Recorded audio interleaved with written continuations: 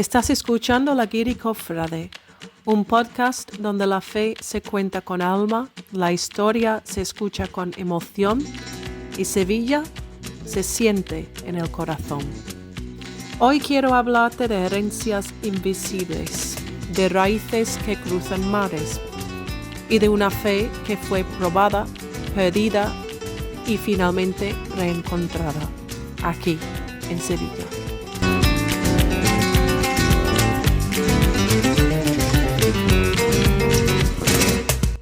Hay historias que no se escriben en libros, pero se graban en la sangre. Y en la mía hay siglos de resistencia. Mi familia viene de Irlanda, una tierra donde ser católico fue durante mucho tiempo un acto de valentía. Desde las leyes penales que prohibían nuestra religión hasta el hambre y el exilio, la historia del pueblo irlandés está tejida con dolor, pero también con fidelidad. Mis abuelos, mi familia, no fueron mártires con estatua, pero sostuvieron una fe que no era moda, sino raíz. El bosque en la ciudad de Sligo es testimonio de este hecho. En ese bosque hay una gruta donde iba muchas generaciones de mi familia en secreto, a pena de muerte, en plena noche, para celebrar la misa, cuando la misa era algo ilegal. Todos los creyentes del pueblo iban a ese bosque en la oscuridad de la noche, cuando no existía la luz de la electricidad y cuando el descubrimiento de un cura católico en el pueblo hubiera significado pena de muerte tanto para el cura como para los feligreses. Ahí iba mi familia para sostener su fe, a pesar de todos los obstáculos y de manera clandestina. Para mis antepasados, la fe no era una cosa de un día al año, ni era de una salida procesional, ni era de una misa un domingo. Formaba parte de su identidad, de su lucha, de su razón de ser. Un rosario colgado de una cama, una misa clandestina, una oración en voz baja. Este legado es lo que me llegó a mí. No una religión decorativa, sino una fe viva. Una fe que costaba, una fe que mereció la pena protegerla a cualquier coste. En el siglo pasado mi familia emigró a Inglaterra debido a las condiciones laborales en los pueblos de donde eran mis abuelos. Y con ese traslado perdimos muchas facetas de nuestra identidad irlandesa. Sobre todo perdimos lo que es la lengua materna de mis abuelos, el gaélico. Una lengua que era prohibida por los británicos durante los siglos pasados, pero que la gente irlandesa siguieron hablando para mantener fuerte su sentido de identidad irlandesa. Cuando mi familia emigró a Inglaterra, junto con muchas más personas en esa época, la historia cambió de forma, pero no de fondo. En el siglo pasado, muchos irlandeses trasladaron al norte de Inglaterra. En el siglo XIX también, muchos irlandeses, debido a la hambruna de patatas, que realmente no era una hambruna, sino un genocidio de parte del gobierno británico, pues esa gente luchadora, como siempre, iban buscando su futuro en otros lugares. Muchas personas buscaron refugio en los Estados Unidos, mientras otros buscaron una casa nueva en Inglaterra, en Escocia, y por eso hoy en día, si vas al norte de Inglaterra, a ciudades como Liverpool, Manchester, encontrarás una gran cantidad de personas que pueden decir que tienen herencia irlandesa. Eso es lo que influye mucho en la cultura del norte de Inglaterra. Una gente cálida, abierta, con un talento musical increíble. Solo hay que mirar de dónde eran los Beatles para ver que la influencia irlandesa es innegable. En fin, me estoy desviando. Una de las grandes diferencias que había, que hoy en día no tanto, pero en esa época, era la diferencia de religión. Inglaterra y el Reino Unido en general es un país protestante. Y ser católico en la sociedad británica del siglo pasado era no solamente algo incómodo, era algo mal visto. casi silenciado. Mi madre me ha contado historias de cómo cuando cambiaron de país y empezaron a vivir en Manchester, ella salió de la casa con mi abuela, con la mantilla puesta para ir a la misa, y los vecinos ingleses les miraron mal, señalándoles como algo extraño. Mira los católicos, esa gente siniestra. Porque había una etiqueta en Inglaterra que ahora no se escucha, pero cuando una persona era católica se les llamaron left-footers, es decir, que andan dando paso con el pie izquierdo, es decir, gente siniestra, sospechosa, poco natural. Y eso es lo que les llamaron a mi familia, los left-footers, la gente siniestra. Pero no solo a mi familia, eso era algo muy común, habitual, que gracias a Dios no suele pasar hoy en día. Lo que sí pasa hoy en día es que si eres cristiano en general, incluso protestante, ahora tú sí eres una persona rara. Pero este tema lo dejamos para otro día. Yo no nací en Irlanda. No, porque ya mis padres estaban en el Reino Unido. Mi padre también tiene herencia irlandesa. De hecho, su apellido es uno de los más irlandeses que existen. Pero mi padre conoció a mi madre en Escocia. Por condiciones laborales se encontraron allí. Y así nací yo en Escocia. Con 5 años, mi madre me llevó a Manchester de nuevo. Y así yo crecí en Manchester, donde ya vivieron mis abuelos. Me criaron en un ambiente todavía muy irlandés, en un colegio católico rodeado por gente de primera, segunda, tercera generación irlandesa, con curas irlandeses, con iglesias, muchas iglesias católicas construidas por la gente irlandesa que llegaron a Manchester en el siglo pasado y anterior. Y así empecé a hablar con acento inglés, pero rezando con alma irlandesa, y ni lo sabía. Inglaterra forma una gran parte de mi identidad también. Y sinceramente no me gusta mucho cuando la gente me sonríen de oreja a oreja cuando digo que tengo herencia irlandesa, pero cuando digo que soy inglesa, ya me miran de otra forma. Inglaterra me ha dado muchas cosas, muchísimas cosas, y tengo mucho que agradecer a esa buena gente, que los ingleses del siglo XX-XXI no tienen nada que ver con los ingleses de la opresión de Irlanda de los últimos siglos. Inglaterra para mí es un país muy abierto, con mucha mezcla de culturas, y la verdad es que lo veo un país muy cosmopolito. Inglaterra me ha dado muchas cosas, sí, pero lo que había perdido yo era un sentido de mi identidad irlandesa. Yo no entendía que mi fe y que muchas partes de mi manera de ser eran directamente relacionadas con mi identidad irlandesa. ¿Qué significa crecer en un país que realmente no es el tuyo? Donde te reciben con mucho cariño, mucho amor, donde te regalan una vida digna, pero no comparten necesariamente toda tu historia ni tu fe. Lo que me pasó a mí pasaba a muchos y muchos de mi generación. Empecé a dudar.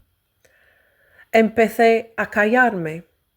Empecé a mirar las cosas como si fueran todas relativas. Ahora viviendo en España, veo que para muchas personas, por lo menos en el sur de España, en Sevilla, en la ciudad donde vivo, ser católico es algo tan obvio, aunque no sea la persona practicante, es algo que es casi dado por sentado. Claro que eres católico, ¿qué ibas a hacer? Pero si una persona como yo nazca y crezca en otra sociedad protestante y muchas veces ateo, es normal que las dudas empiezan a formar parte de tu manera de pensar. Una sociedad donde tu gente y tu fe son de la minoría es normal, que empiezas a pensar que a lo mejor todo es relativo.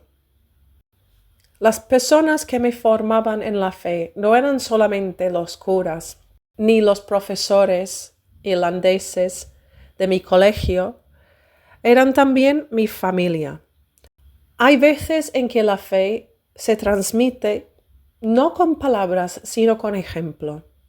Yo creo que es universal que las abuelas son las que nos enseñan a amar a la Virgen y a la fe católica. Mi abuela, yo siempre lo digo, era más papista que el Papa. Yo vi su ejemplo de ir a misa no solamente cada domingo, mi abuela iba a misa diaria.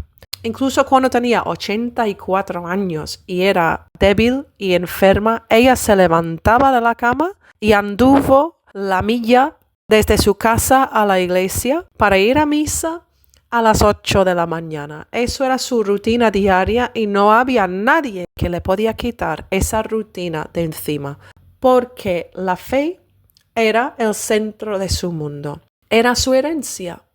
Mi abuela era una persona como tú y como yo, pero ella tenía muy claro dónde estaba su tesoro, y su tesoro estaba en la Eucaristía, en la fe católica, en su rosario y en su misa.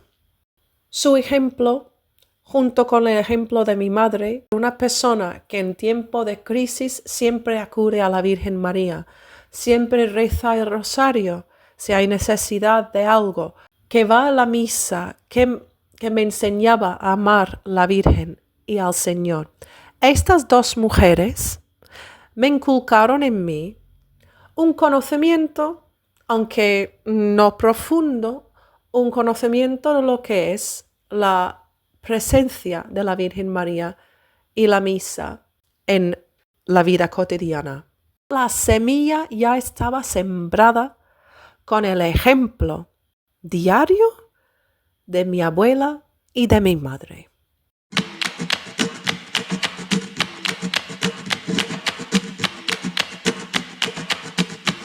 Cuando yo tenía 7 años recibí todos mis primeros sacramentos, menos el bautizo, que eso de bebé, como casi todos. ¿Qué significaba recibir todos mis primeros sacramentos con 7 años? Pues significaba un catequesis express, con mucha prisa, con poca formación.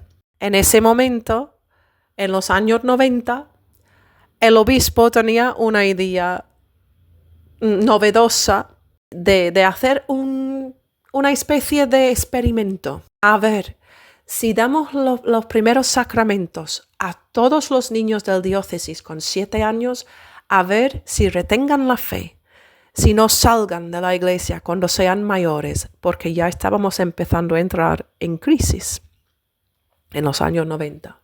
Pues lamento decir que su plan tuvo la consecuencia totalmente contraria. Casi todos los niños de mi generación, de esa diócesis, perdimos la fe, y yo era una de estas niñas que perdió la fe. Porque si te dan un catequesis con 7 años, ya no hay necesidad de catequesis para la confirmación con 13, 14, 15 años. ¿Qué pasa? Que ya te vas perdiendo el conocimiento de tu fe. Puedes ir a la misa, sí, pero no te acuerdas del porqué de la misa. Puedes tener una vaga idea del por qué Jesucristo murió en la cruz, pero no te acuerdas ni de la mitad. Pues yo perdí mi fe, trozo a trozo, casi de manera imperceptible, de manera muy sutil. No era una cuestión de decir, ayer yo era creyente, ahora yo he visto algo, o escucho algo, o no me apetece, entonces me voy. No, era un proceso de degradación de mi fe. Estando en un país mayormente ateo, perdí mi fe por la ignorancia de mi fe. El catolicismo me pareció frío, anticuado, ritualista, alejado de la realidad moderna. Una religión que odiaba la mujer, que odiaba el homosexual, que era muy, muy lejos de mis valores y principios como una adolescente de los principios del siglo XXI. Pero todo cambió un día de abril en el año 2005. El 2 de abril de 2005 murió el Papa Juan Pablo II. Yo solo puedo decir aquí que la muerte de San Juan Pablo II me cambió la vida por completo. Yo en mi ignorancia de la fe, en mi poco contacto con la fe, con el ejemplo sí de mi abuela, mi madre, pero sin reconocimiento casi ninguno de mi fe, vi en el hombre Karol Wojtyła un ejemplo para seguir y me impactó y mucho. Fue como si alguien hubiera apagado una luz en el mundo. Lo que no entendía era que esa luz que llevaba Juan Pablo II no era la luz propia suya, era la luz de Cristo. Y San Juan Pablo II, el portador de luz del Señor. Y ahí entendí que aún había algo dentro de mí, algo que creía, y a partir del día del funeral del Papa, volví a practicar mi fe. Pero no solamente los domingos, ya era una cosa que realmente me importaba. Leía la Biblia, rezaba el rosario, leía el catequismo de la iglesia. Empecé a ir a grupos de oración, conocer gente. Yo tenía ese hambre, esa sed de la verdad para conocer a Jesucristo, para realmente entrar en relación con Él, para tener ese encuentro. Yo ya había encontrado al Señor en la persona de Juan Pablo II y lo que quería hacer era mantener ese encuentro. La fe volvió, pero no como una respuesta mágica. Volvió como una montaña rusa. Yo puedo decir que los primeros 3 años eran como un paraíso, una luna de miel. Pero ya después de los primeros 3 años empecé a tener luchas, no con mi fe, sino con la vida moderna. Una mujer muy joven en el mundo, en la sociedad del siglo XXI, intentando navegar ese mundo tan ateo, dividido, fracturado, hostil hacia la religión. Yo, como creyente, ardiendo para el Señor, no es fácil vivir como creyente así, en esta sociedad. Yo entregué mi vida profesional a la Iglesia Católica. Yo no soy una mujer consagrada, no soy ni monja ni laica consagrada, pero lo que yo siempre sentía era la misión de compartir mi fe públicamente en un rol público, trabajando para la Iglesia. Y así empecé a trabajar como la jefa de comunicaciones para el obispo y luego para los jesuitas en Gran Bretaña. Trabajar para la Iglesia a veces es lo más difícil que se puede hacer como creyente, porque ves detrás de la cortina.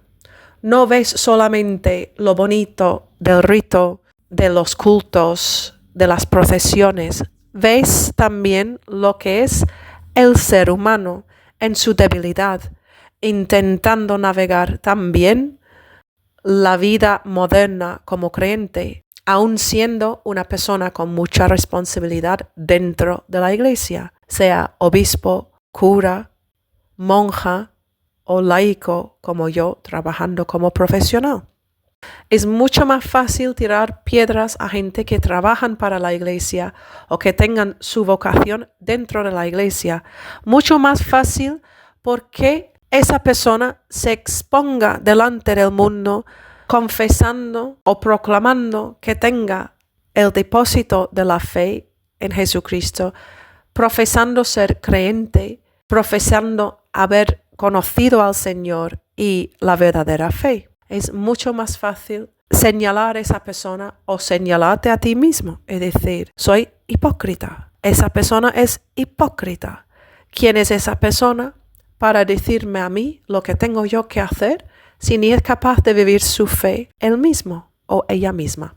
He visto el Espíritu Santo trabajando fuerte dentro de la iglesia, pero también he visto lo que es la debilidad humana. Me enfadé con la iglesia y quería alejarme de la iglesia una vez más. Ya como adulta, ya con toda la información, ya con la convicción de mi fe, pero cansada de la institución de la iglesia y quería rechazarla, pero no era capaz, porque yo ya había visto demasiado. Y no digo demasiado malo, había visto que la verdad realmente está en la Iglesia Católica. Estaba desilusionada. Y entonces apareció Sevilla, una ciudad que no conocía, pero que me reconoció a mí. En mi primer mes aquí en Sevilla, tenía la sensación del tirón que había vuelto a casa. Era una sensación inexplicable realmente, porque yo desconocía Sevilla, no tenía vínculo ninguno con Sevilla, pero había algo en mis instintos, incluso en la primera noche, que me dijo, has vuelto a casa. ¿Cómo? Todavía no lo entiendo. No era por la belleza superficial de la ciudad, ni era por su historia, porque desconocía su historia. Realmente ni era por su fe, porque acababa de llegar, no tenía ni idea, pero era como llegar a casa. Con el paso de los días, esa sensación de pertenecer a esta ciudad creció.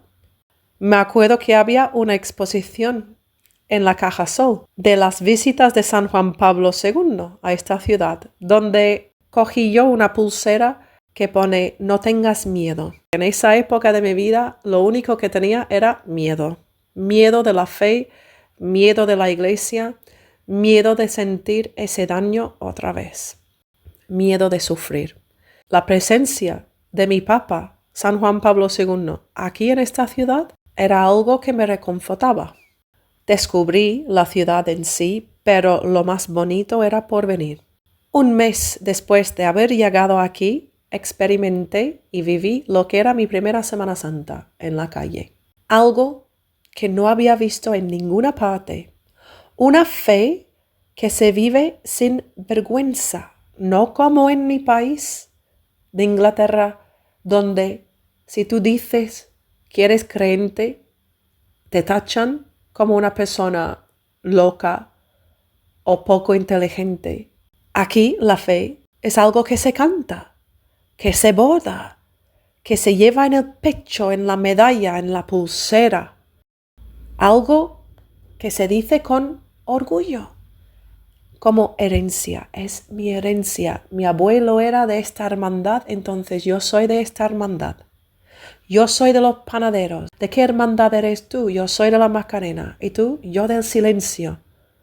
Jóvenes, hablando así, una cosa que no había visto en mi vida, una cosa que pensaba que había muerto con el siglo XX. Y la estaba viviendo aquí, en el mundo occidental del siglo XXI. Señores, Sevilla era mi maná en el desierto. Era volver a casa después de un destierro. Con el paso del tiempo, empecé a valorar cada vez más mi herencia irlandesa.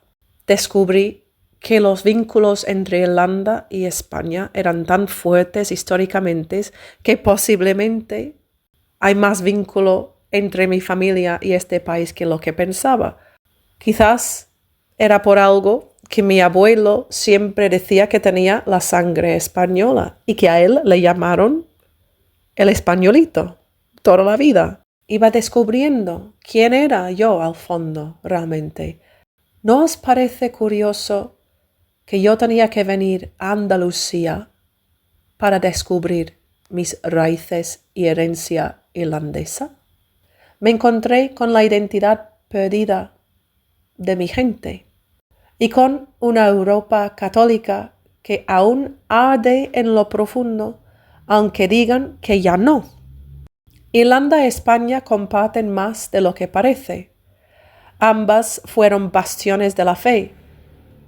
Ambas defendieron lo sagrado con uñas y dientes. y ambas están llamadas hoy a recordar lo que son.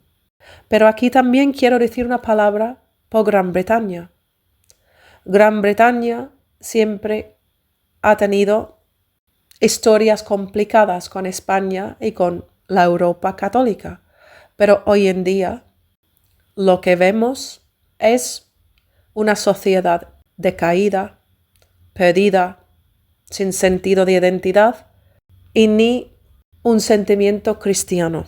Yo creo que lo que ofrece Sevilla realmente al mundo de hoy en día es un ejemplo de cómo en el mundo occidental del siglo XXI podemos seguir viviendo la fe como parte del tejido de nuestra sociedad, no como algo extraño, no como algo anticuado, no como algo exclusivo para los miembros de un club, aunque a veces las hermandades tenemos que mantener actitudes limpias antes de la soberbia. Recordamos siempre que las hermandades no son un club ni algo exclusivo. Pero lo que yo veo es que hoy en día lo importante no es enfocarnos en lo que se nos divide, como si un país sea católico o protestante, si tuviéramos relaciones complicadas hace 3 o 4 siglos, en qué guerras hemos participado hace 6 generaciones. Yo creo que hoy en día, como países cristianos y países occidentales, tenemos que enfocarnos en lo que se nos une, una identidad cristiana y una historia compartida. Vivimos en un tiempo de relativismo, de burla a lo sagrado, de vacío disfrazado de libertad. Y yo ya no quiero callar. Antes me callaba mucho en mi país.